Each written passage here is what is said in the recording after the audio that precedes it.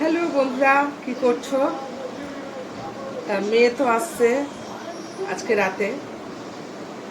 কালকে বৃহস্পতিবার, ছুটির দিন হাজবেন্ডের। মেয়ে তো বেশি দিন থাকছে না। আর মানে মেয়েরা বাবার আদরেরই হয়, আমিও ছিলাম। যাই হোক, এবার বাবার সাথে দুপুরে খেতে পারবে না এমনি দিন, ছুটির দিন ছাড়া। ছুটির দিনে একটু ভালো মন্দ হয়ই, যাই হোক, তবে বেশি হয় না যেহেতু ওরা বাড়ি থাকে না।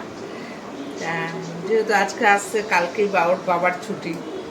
মেয়ের আবদার যে স্পেশাল এই মেনুটা হবে। এই যে দেখো, এই যে আলু কাটছি, এই যে আলু কাটছি, পেঁয়াজও কাটবো, আদা আদা না, পেঁয়াজ রসুন এগুলো কাটবো। আর এগুলো আলুটাকে কেটে একটু পিলারটা দিয়ে একটু ফুটো ফুটো করে নিচ্ছি। কি রান্না করছি সেটা কিন্তু বলছি না, সেটা রান্নার সময় বলবো। দুটো তিনটে বৃহস্পতিবার মেয়ে পাবে, মেয়ে চলে যাবে আবার। সেই জন্য এই যে আলু কেটে রাখছি, পেঁয়াজ টেয়াজও কাটবো, কেটে নিই, দেখাচ্ছি তোমাদের। এই যে দেখো, আলু পেঁয়াজ আর রসুন কাটা হয়ে গেছে। তা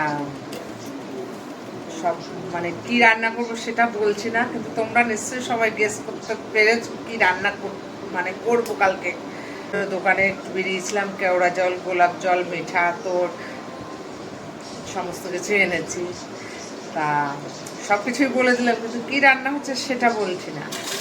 এই যে দেখো, আলুটা এবার ধোবো, কিন্তু পেঁয়াজটা এখন ধোবো না, কারণ আমি এমনিতেও রান্না বান্না করলে আলু টালু সমস্ত সবজি কেটে রাখি, আর আলুটা একটু ধুয়ে রাখি। চলো আলুটা ধুয়ে ফ্রিজে ঢুকিয়ে দিই, আর পেঁয়াজটা এমনি রেখে দেবো।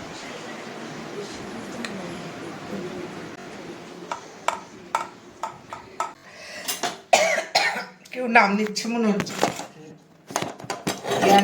মেয়ে মা এরা যেন আর কে নেবে, ছেলে মেয়ে। পেঁয়াজটাকে এখানে বাইরে ঝুড়ি চাপা দিয়ে রেখে দিচ্ছি, আর আলুটাকে ধুয়ে নিই। বাসন পড়লে অনেক জিনিস, মানে আজকে সকাল থেকে বাসন হাত থেকে পড়ছে। বাসন পড়লে মা ঠাকুমারা বলতো বাড়িতে লোক আসে, সত্যি তো মেয়ে আসছে। তাই এই যে আলুটাকে ধুয়ে ফ্রিজে তুলে রাখবো। ধুয়ে নে, না ধুয়ে রাখলে না আলুটা পুরো কালো হয়ে যায়।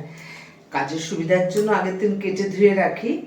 তা কেটে ধুচ্ছি। দেখো ধোয়া কমপ্লিট, এবার ফ্রিজে রেখে দেবো।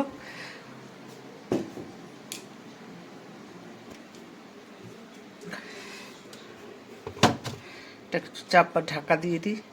তা কী রান্না করব অনেকেই গেস করে ফেলেছো।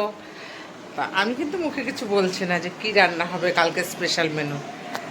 তা যে যে গেস করেছো একটু কমেন্ট করে যাও কালকে কি রান্না করব স্পেশাল মেনু।